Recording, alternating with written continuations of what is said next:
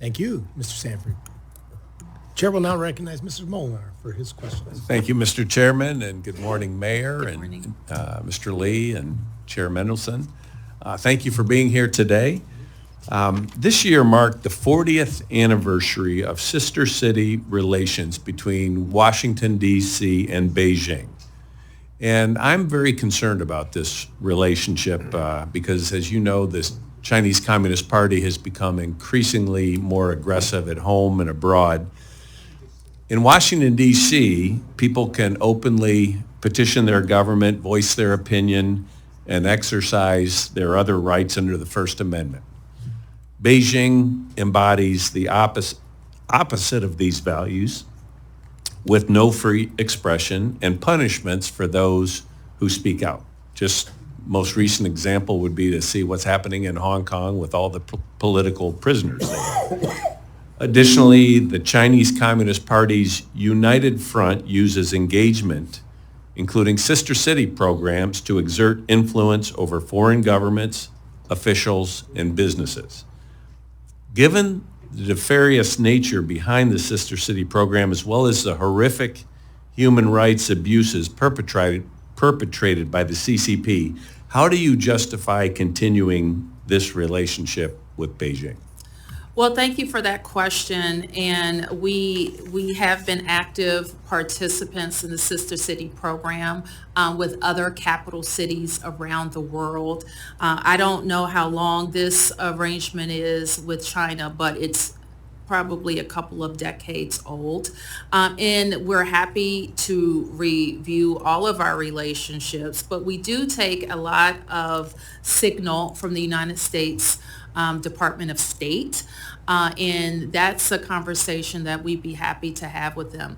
We were pleased that Secretary Blinken created a division in the State Department that works with mayors and at our level. And I will tell you that a lot of our relationships related to Sister City are not high-level diplomacy.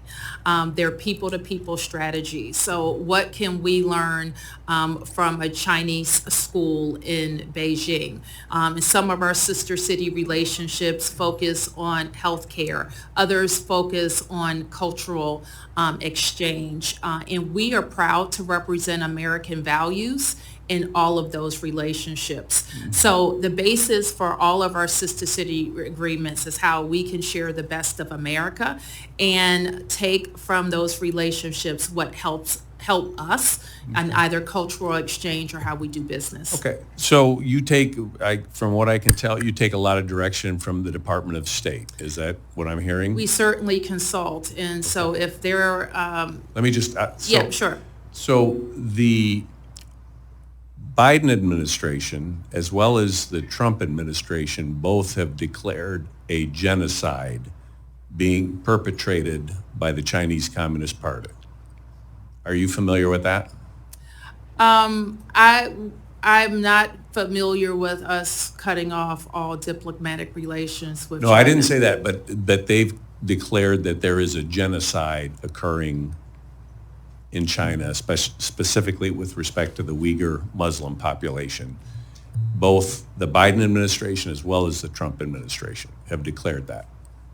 As I said, I will be happy to review that in the context of what the basis of our relationship is. Okay, I appreciate that because it gets even more complicated because throughout Washington, D.C., the propaganda arm of the Chinese Communist Party is distributing their China daily newspaper, and they have it in boxes all across the city. Are there regulations that determine what can be placed in different places around Washington, D.C.?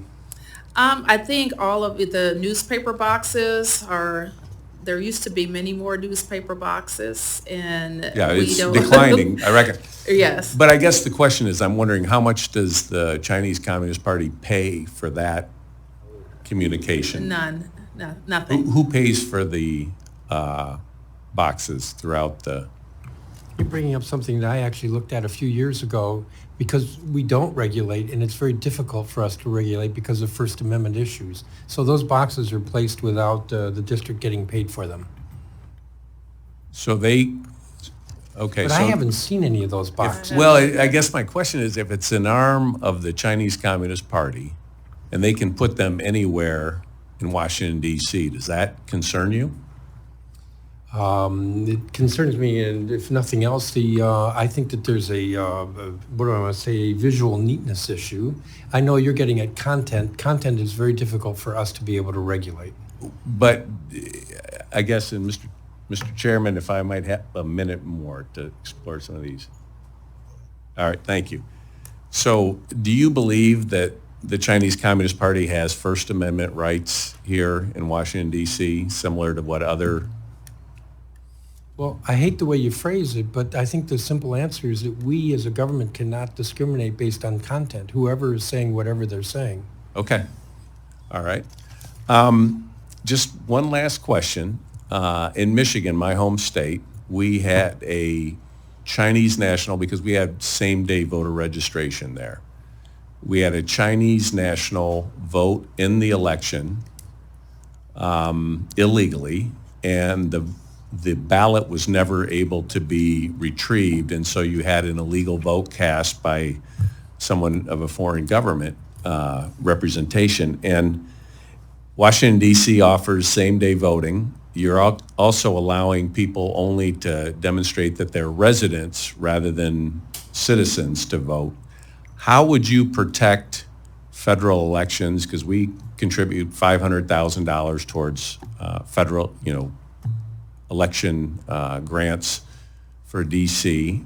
How would you prevent a Chinese national from voting in a federal election here in Washington, D.C.? Well, Congressman, we have a board of elections that operates independently. I appoint the commissioners to that board. I'm very proud of the way that they administer elections, and we've had a lot of reforms to the process that have opened up the franchise of voting, which we think is helpful to how we produce local policy and run our government. So the Board of Elections, they have really taken on the challenge of administering our elections in a fair, impartial way and a transparent way. Is it fair, and though, to counting have votes. Is it fair to have a Chinese national voting in an American federal election here in Washington, D.C.? Only if a person qualifies can they vote. Well, as you phrased it, I would say no. A Chinese national, then they would not be a truly... DC resident. Yeah. But how would you prevent that? If it's only proof of residency and a Chinese national is a resident here in Washington, D.C.? I don't want to speak for the Board of Elections, who has the responsibility for administering them, the rules. And they know the eligibility requirements for any voter. And I have to tell you, we don't get complaints about how our elections are administered. People can vote from home. They can go to their local voting centers. They can vote on paper. They can vote electronically at the vote centers. And what we're very proud of is at the end of the night, we know who won. And so I think DC residents feel very confident about how they vote in the district. Thank you, Mr. Chairman. You've been very generous with your time. Thank you. Thank you, Ms. Henson. Chair will now recognize Mr. Moolenaar. Thank you, Mr. Chairman. And just wanted to follow up briefly. And I recognize, the sister city partnership with Beijing goes back 40 years. And I think most people were very hopeful about China. And 40 years ago, 30 years ago, the idea was they were going to become more freedom-loving, more democratic, more a responsible player on the world stage. And what we've seen is really just the opposite. Would you agree with that? Well, what I will say, Congressman, is I didn't come prepared to talk Okay. about China or a sister city relationship, so I don't want to be argumentative or restate what I've already said. Yeah. I would like the opportunity to go back and review some of your questions. Thank you. And just one thing to kind of think about, because you are the leader of a city that's known throughout the world. Yes. I don't think you would have had a sister city relationship with Pretoria, South Africa during the apartheid regime. That would be an assumption on my part. I don't think you would have had a sister city relationship with Berlin during Nazi Germany. I think those are fair assumptions. I guess the question I would ask for you and the council to consider is, are Beijing's actions consistent with what should be our nation's capital and a sister city relationship?